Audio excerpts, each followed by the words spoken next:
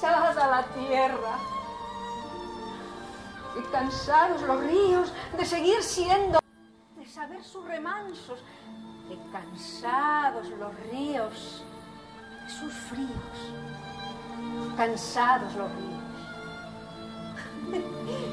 Qué cansada la luna, de ser pálida y una, de velarse de brumas, de enjollarse de estrellas, de rielar en los lagos y en las dunas.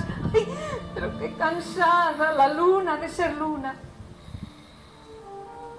Qué cansadas las flores de ser flores, de sus tonos y olores, de sorprender amores, de sugerir imágenes.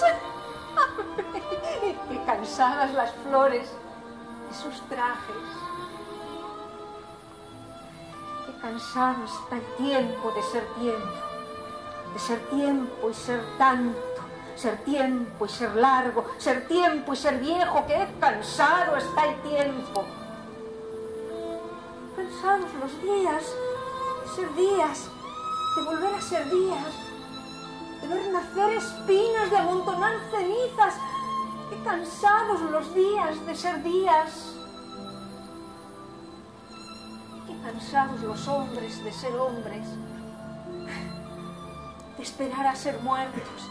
Qué cansados los hombres, qué cansados los muertos de estar muertos, de ser polvo y ser muertos, de ser recuerdos muertos. Qué cansados los muertos.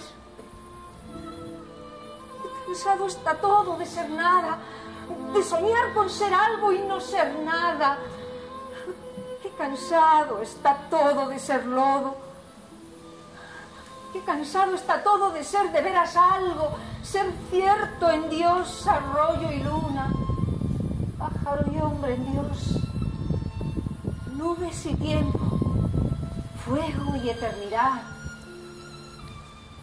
Ser en Dios todo, alma y amor en Dios, ser algo en Dios, ser algo al fin en Dios, ser al fin todo.